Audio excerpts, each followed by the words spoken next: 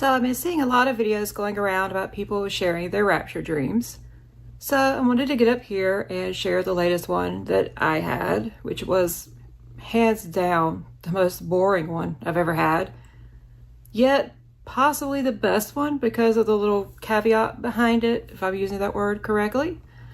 So I was watching a video that a girl shared, and I don't remember who it was, but she was sharing a clip of a guy, looked to be like late teens, early 20s maybe, who was very emotional, who said he had just been praying for some lost loved ones, and he was at the end of his prayer, and he felt like that, God said, or Jesus said, yeah, I have a message for you that I want you to spread to other people.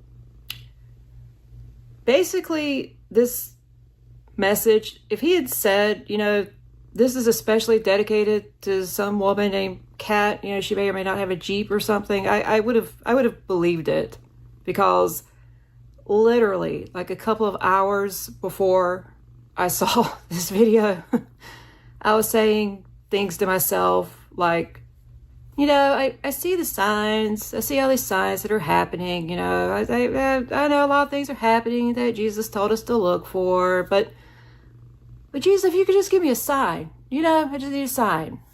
Even though I'm seeing all these signs, but I just need a better sign.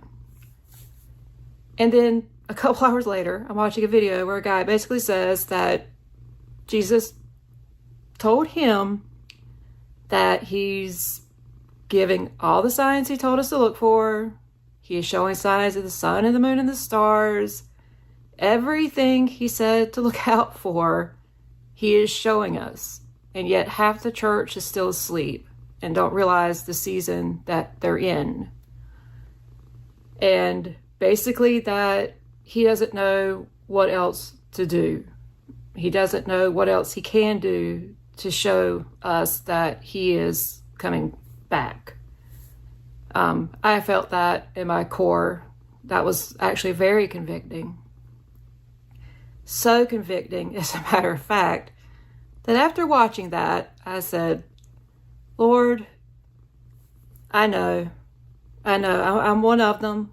I'm seeing everything you told us to look for, and I'm still asking for more, but I got one favor, one little, could you just give me like, here, look, if you told that guy all of that, and also I think this may verify that he was telling the truth. I was like, if you could tell him all of that, could you just let me have a dream about the rapture tonight, if it is in fact close, and nothing personal, but like close by like human standards, because time doesn't really work the same for you. So if it is close, just please let me have a dream about the rapture tonight, whether I'm just talking to somebody about it, whatever it may be. And then please let me remember it, because I have like these storyboard dreams. I mean, it's almost like movies with like a plot and everything, but I'll wake up and I'm desperately trying to remember it, and it just falls out of my head, basically. So that night I go to sleep, and I start dreaming that I'm standing beside my bedroom window and I'm holding my phone, and I'm talking about what I think is going to happen when the rapture happens. And I'm talking about that I think there are going to be earthquakes like all around the globe, like the whole world is essentially going to have an earthquake. And I have the earthquake app. So I was like, I wonder if like the earthquake app's going to be going off. It's going to be like bling, bling, bling, bling, bling, and then it's just going to like overload and probably crash because the whole world is going to have an earthquake. And then about that time, I stop and I feel the floor start to tremble. And I think to myself, is the rapture happening? And about that time, my friend here, Diaz, decided to start trying to tear the bedroom door down. So I woke up immediately. And my first reaction was kind of upset, like, hey, Diaz, I was in the middle of a rapture dream and you woke me up. And then I remembered the request that I made to Jesus that night. And sure enough, I had a dream about the rapture. So that's another thing, I guess, that could be, I mean, by itself, maybe not such a big deal. But on top of everything else that's going on in the world right now, it seems to be a whole lot of coincidences that are adding up. And I'm one of those people that believes when you're a child of God, not much of anything is a coincidence. I mean, we've got what's going on in the Middle East. I mean, that's been going, this is the third year, as a matter of fact, that this war started on October 7th in 2023. The technology for the beast system is here. In fact, in some countries, they're already giving it to people. It's just not mandatory yet. But they've already created something that's about the size of a grain of rice, maybe a little smaller, that goes between the index finger and the thumb. And they use it essentially to pay for things. You know, they just swipe their hand over the reader instead of a card. Nation against nation, kingdom against kingdom, love of many growing cold, false prophets, false teachers, and I still don't think he's the Antichrist, by the way, but our president just posted something essentially showing him as Jesus. He said he thought it was showing him as a healer or a doctor. How many people do we know of in history that could heal people by laying hands on them? And that was definitely a weird looking set of scrubs he was wearing, I guess, if he genuinely thought he was just showing him as a doctor. The false prophets, the church, you know, hardly preaching the real message of the gospel anymore, softening their message because they'd rather have money than be telling people the truth. Earthquakes in various places that don't normally get earthquakes, extreme weather conditions. I'm also a weather nerd, so I've heard many meteorologists say that it's just never been like this before. And if you notice, you don't really hear about thunderstorms anymore. You know, it's not just thunderstorms. There's tornado outbreaks. There's PDS thunderstorms, which is a particularly dangerous situation. 500-year floods happening, 4 times a week. I mean, and this is about the 3rd year I've noticed of that happening too. I mean, just crazy weather that normally we don't see. But the thing is, even with all of those signs, it's still so easy to say, well, and again, why I was still, walking around even after seeing that video that completely convicted me, because literally 2 hours earlier I was doing that exact thing.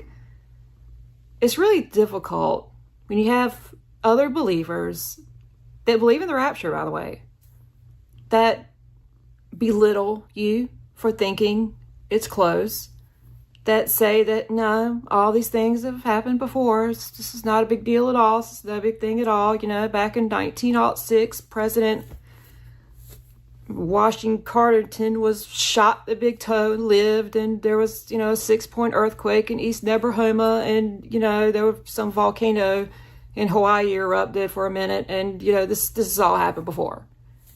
And it's really difficult when that comes from a fellow believer, B, a fellow believer that's maybe a little more well-read than you are, a little more educated than you are.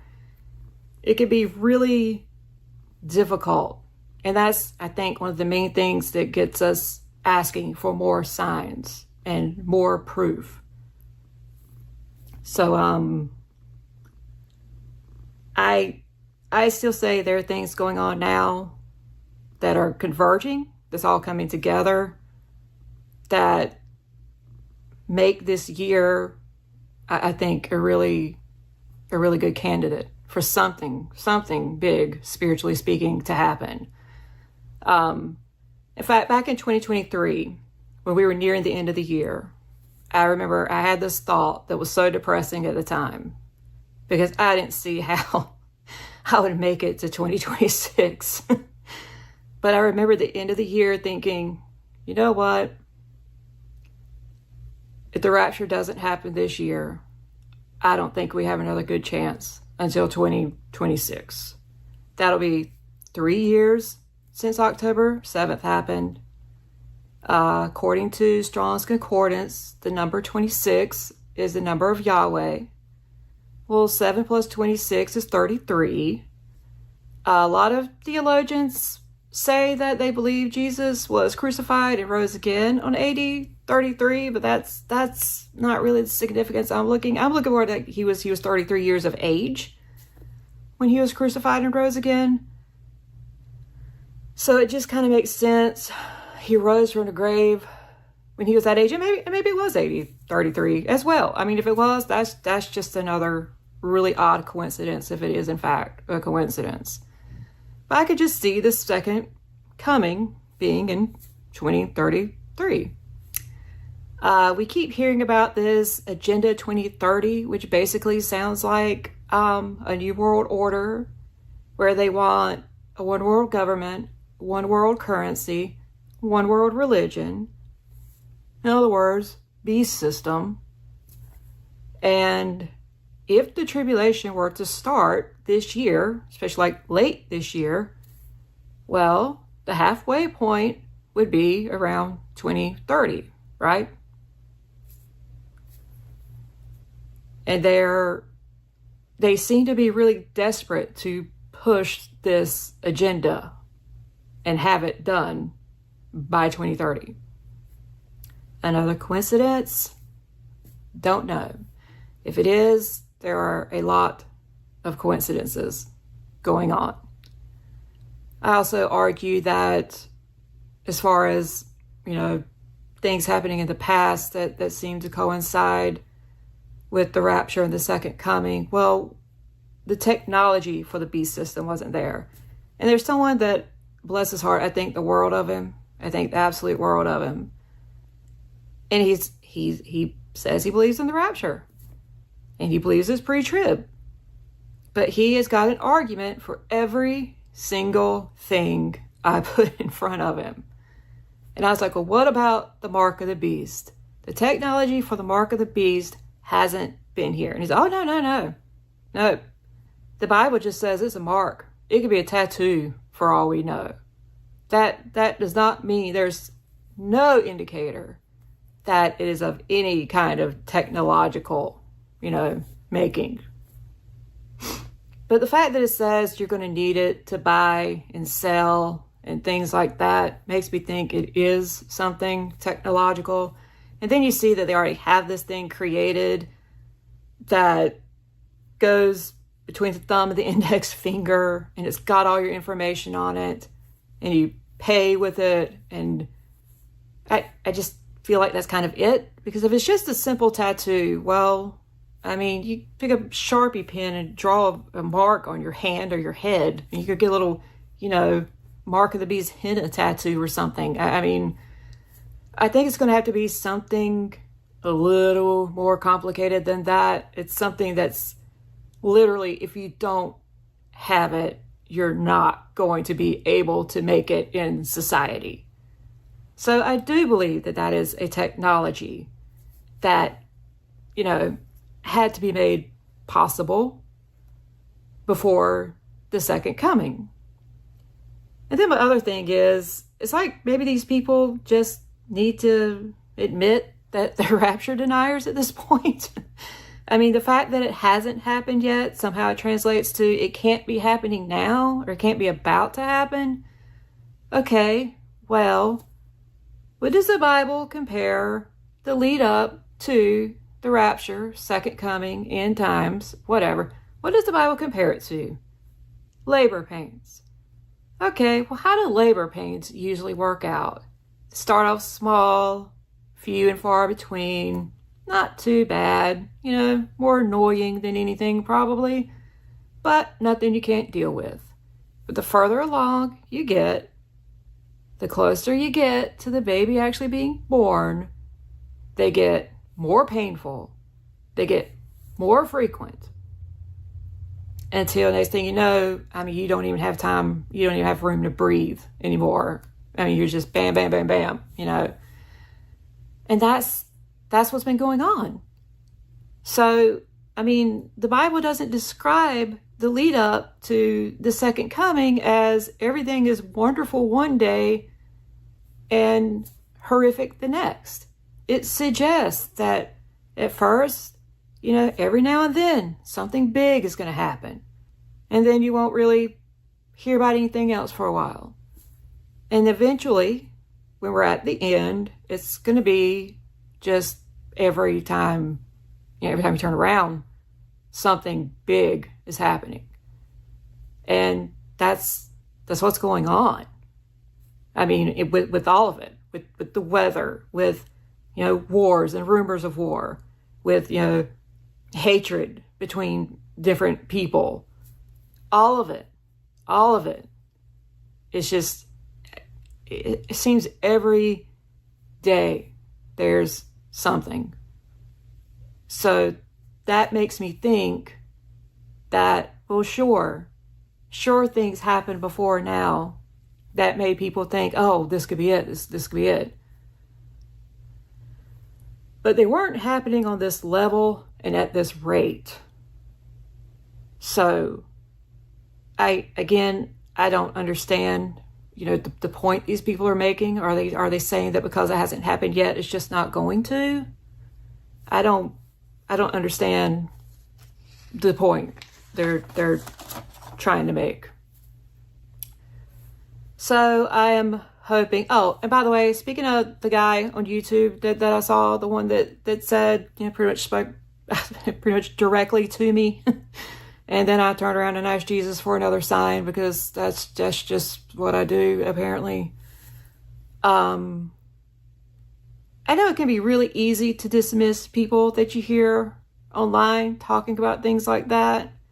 And there are a great deal of theologians that truly believe because we now have the Bible, God doesn't communicate with us anymore. He doesn't reveal himself to people anymore. You want God to reveal himself? Pick up a Bible. Well, not everybody has access to Bibles like we do here in the West. And not everybody feels a need to pick up a Bible. And so some people, maybe they need something. Maybe they need something they kind of put their finger on. Something to inspire them to pick up the Bible. And there's far more incidents in the Bible of God revealing himself to people than hiding from people. Of course, they'll also quickly say that God is the same yesterday, today, and forever. Well, then you can't have it both ways. God used to literally walk the earth with his people. He used to speak to them audibly. But now anything today, anything that the Shroud of Turin, anything they find today that could give a skeptic, physical proof, well, that can't be from God. That just can't be. I'd be careful. I'd be careful believing things like that. And sure, be skeptical. Whatever you hear, whatever you see, compare it to what you see in the Bible. I've yet to run across the verse that says, once the Bible's published, I'm going to hide. And if anyone wants to find me, they got to read the Bible. Some people need a little inspiration to read the Bible. So that being said, the Bible also talks about in the end times, and this is something else they just dismiss. I don't know why. But the Bible speaks very clearly about in the end times, the Lord pouring his Spirit out on all people. Men, women, and children will prophesy, dream dreams, see visions. And again, while it can be really easy to just completely dismiss someone you see online saying they have a message from Jesus, well, if they weren't sharing these stories online, how would we even know that it was happening? So again, be skeptical. Don't believe everyone that says they got a word from the Lord. But I wouldn't be so quick to just completely dismiss everyone either. Because the Bible said this was going to happen. The Bible said people were going to prophesy, see visions, dream dreams. And I mean, unless it is happening to you personally, how would you know it was happening if these people weren't talking about it on a platform where everyone could see it? So I'm remaining hopeful that that dream, that was a really big deal to me. And, you know, some could argue, well, that's probably where your mind was when you went to sleep. I mean, sure, it's a possibility, but I've asked for rapture dreams frequently just because I maybe just had kind of a bad day, and rapture dreams always wake up happy after having one. And I actually went a solid year and didn't have a rapture dream. And I was really worried because that actually happened after I stopped smoking. And I thought, oh my gosh, because I used to have them all the time when I was smoking, and I'm sure there's a joke there somewhere. But I thought, oh my gosh, he was letting me have those dreams when I was doing something he didn't want me to be doing, because maybe it's not real, or maybe I'm not right on the timing. Maybe it is mid-trib. Maybe it is, you know. And then after about a year, I had a dream about the rapture. And they've been kind of few and far between since then. But I believe that was the Lord letting me know that time is in fact short. And again, if it's a coincidence, it is one coincidence out of so many coincidences. And, you know, I'm really tired. I know a lot of people are really tired. You know, Peter tells us that, you know, whatever you're going through, know that the brethren are going through it too. That everyone right now is suffering with something. You know, I have a son who is not doing very well. So, you know, anyone who thinks to maybe pray about him, please do so.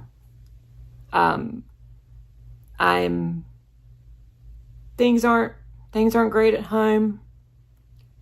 And that's something I'm really struggling with, or have been really struggling with, because the Bible speaks about, you know, if you have a spouse that's lost and they're willing to stay with you, let them stay, because maybe you'll win them over by your conduct.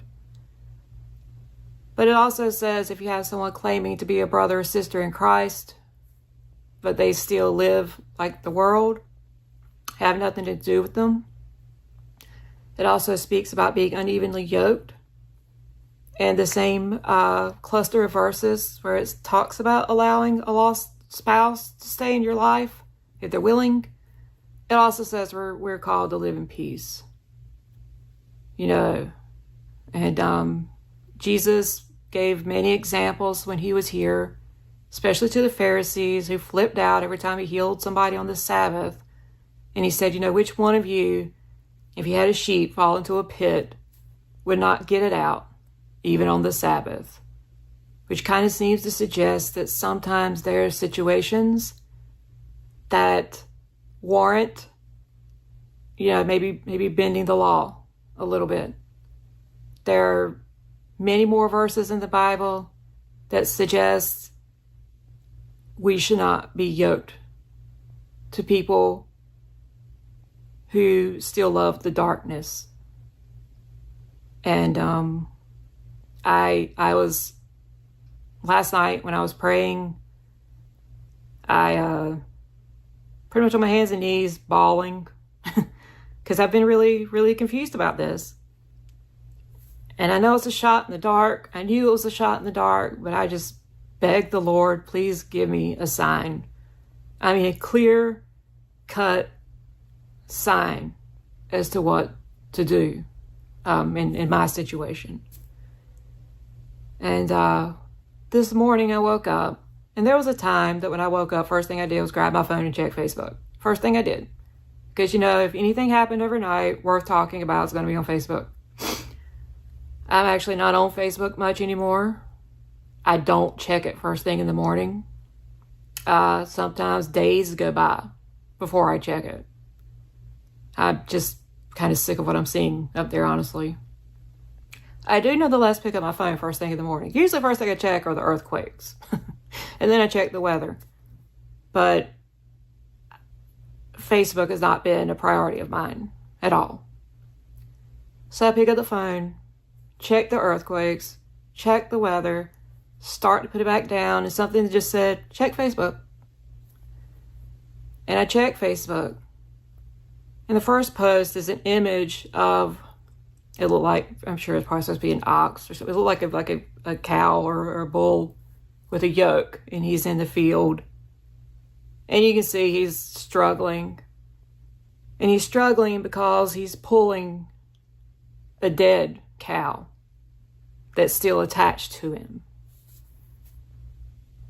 And the whole post was about being unevenly yoked. And about how, spouses have met, an untimely end because they were told they had no choice but to stay with a spouse that was lost, even though they were being abused. And abuse isn't just physical, by the way. Abuse is emotional, verbal, financial. Abuse can come in many forms. If someone has spent much of the relationship tearing you down and trying to make you think that you can't trust your own two eyes, who are you going to trust, baby? Me or your lying eyes? And they're purposely trying to confuse you to that point. That's abuse. And they're tearing you down. And they're not building you up. And I don't see, all the verses I've seen about marriage, nowhere have I seen it's okay to stay with someone that is, for one, abusing you, two, tearing you down and trying to make you question your own two eyes just so they can deceive you and get their way and not face any accountability. I don't see that anywhere. And actually, before I saw the post this morning about the being unevenly yoked and essentially dragging dead weight, I was doing my Bible reading the other morning and I forgot what it was I saw. Sorry, bad memory. Epilepsy does nothing good for the brain. I don't remember what it was, but it just came to me that this cannot be my cross to bear. This cannot be my cross to bear. Maybe it was. Maybe it even is for a little while longer. But to suggest that being in this kind of a relationship is what Jesus wants for me, is to suggest that this is what he wants for my husband for the rest of his life. I know, buddy. And I don't believe that either. But if this is, if this is just who someone is, especially if they're claiming to be born again, and you're just seeing absolutely no sign of it, and they're still just tearing you down, still telling you you're crazy, you're not seeing what you're seeing, you're not hearing what you're hearing, and there is absolutely no sign, like actions, not words. I don't mean they talk a little softer, dipping their eyes a little wider. I mean actions.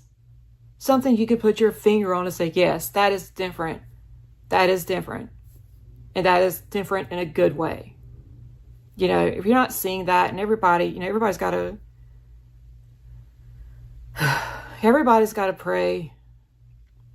and ask for wisdom and discernment in their own situation.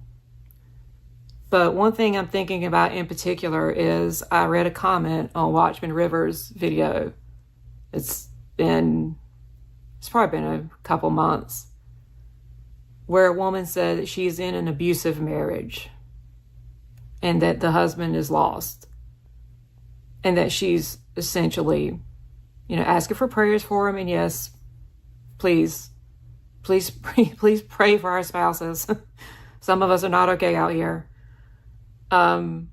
Certainly pray, but you can pray for someone from a distance.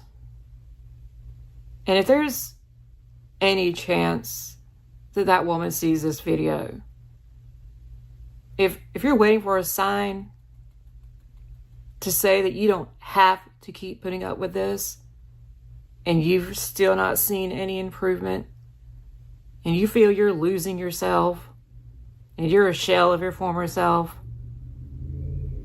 I'm gonna give you the advice I'd give myself. Work towards getting out. Keep praying, but work towards getting out. And if he genuinely changes before you can get out, wonderful. If you can forgive and keep pressing forward, forgive and keep pressing forward. Should the rapture happen before you're able to get out? Wonderful. Maybe you were there, especially for any of you that has a spouse claiming to be born again, but you're just not seeing it in their actions. Maybe you were there to be the proof that they're not born again. And maybe for some, it's going to take being left behind to wake them up. And as awful as being left behind, I'm sure, is going to be, that still beats dying in your sins and spending eternity in hell. I mean, frankly, if I wasn't truly born again, but thought I was, and I missed the rapture, and had the time to repent, I mean, that would be far better than dying thinking I'm okay and I'm secure, and being told, depart from me, I never knew you. Because those are still, I think, the scariest words I've ever read in the Bible, and I can't imagine hearing them. So speaking of salvation, for one, if you're sitting here and you think you are born again, but you're still doing all the things you were doing before you were born again, and you have no remorse, you make excuses, I would be concerned. And I know that there are a lot of theologians out there that say, they're very much against the whole, asking Jesus into your heart thing. And don't get me wrong, I went to a Baptist school for much of my life, much of my school life anyway. And that school turned out a lot of false converts. And they did the whole, ask Jesus into your heart thing. But see, what they also did was tell terrifying stories that just shook us to our cores. So when they said, so, anybody want to be saved? Come to the altar. I mean, people are like knocking each other down. Because kind of what they made us think was, if you don't get saved, this really horrific story I just told you, yeah, that could be you. And I think that's the main thing that created all the false converts. Even Revelation speaks about, Jesus says, I will come into him and dine with him. I fully recommend, and I intend on making a video just about the gospel. I fully recommend, if you're not born again or you have questions, verbally surrender your life to Jesus. Verbally ask him to come into your life and to give you a new heart and a new mind and new thoughts and new desires. Verbally give your life to him. Yes, you must believe he is who he said he is. You must believe that he died and that he defeated death and rose again on the third day. You must believe that his sins, wow, that his blood washes away your sins, that our sins were put on him, and that he fulfilled the law on our behalf because we never could have. Sure, you got to believe all that. And you have to be sincere. You can't just rattle off some words and it be, fire insurance, essentially. Your heart has to be in it. All of that. Faith alone. Was it faith alone? In grace alone? Through Christ alone? Sure. But the Bible also talks about, you say you believe. Well, the demons believe and they tremble. So basically, you believe Jesus is God, you believe he died and rose again. That's nice. The demons believe it too. Shoot, they know it. But they're in hell. So, I may be I may be totally off here. And I'm sure it really depends on where your heart is.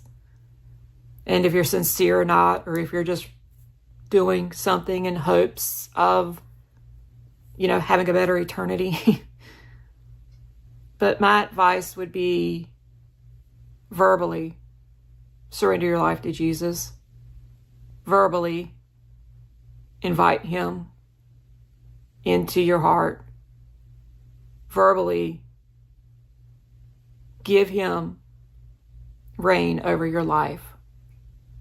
Not, I don't know, it's just, I two people that I'm really close to just did the, I believe, and they're not doing so well. Again, that doesn't mean that, it didn't take for anyone that went that route. I would just say to be on the safe side, and regardless of what you do, make sure you're sincere. So, I guess kind of ending it on something of a somber note. But hang on, brothers and sisters. I know it's hard. I know it's, like I said, we're all suffering. We're all dealing with something. Just as difficult as it may be some days, go to your room, your little place, wherever it may be. Talk to Jesus. Give your problems to him, even if you have to give your problems to him over and over again. Just keep giving them to him until, you could give them to him and leave it with him. And if you are in an abusive marriage, again, and the only reason you're staying is because you believe you have to. I don't think that's your cross to bear. I don't think an abusive marriage is anyone's cross to bear. A lost spouse and an abusive spouse can be two different things. I mean, I know one couple right now that the husband just loves his wife to death. I mean, takes care of her, cares for her, does everything for her. He's the only one that makes money in that household. They have one child together. He takes care of all her needs and much of her wants. And he is not mean to her about it. But to the best of my knowledge, he is lost. So don't confuse lost with abusive. And again, just hold on. Because like I said, if everything I've mentioned in this video are all just coincidences, right down to having that dream that night and my cat waking me up, because otherwise if he hadn't, I probably wouldn't have remembered it because it was pretty non-eventful. I didn't get the butterflies in my stomach. I didn't shoot up into the air. And I believe that happened the way it did for a reason. So that I would know that was my being awakened on purpose so that I would remember the dream. For all this stuff, are just a bunch of coincidences, well, wow. Just wow. And, as far as people telling you, nope, all this stuff's happened before. This is nothing to see here. Well, maybe eschatology just isn't their thing. We're all different parts in one body, and we all have different assignments. We all have things that we're better at than, say, maybe someone else. And I believe some of us were meant to pay attention to end time signs, but not all of us. But that doesn't mean you're not seeing what you're seeing. So keep looking up. Again, if you would please keep my son in your prayers, I would greatly appreciate it. Just hold on, hang on. I believe that trumpet is going to sound soon. And I truly believe this year. I'm not going to set a date. That's something else I want to talk about, is people that set dates, because I think we're just all way too tired at this point for people to still be setting dates, and that date come and go and it not even be acknowledged. But anyway, I believe this year is a really good candidate. So just hold on and remember, Jesus is already in the future. He's got a plan. There's a reason. There's a reason for this. There's a reason you're going through what you're going through.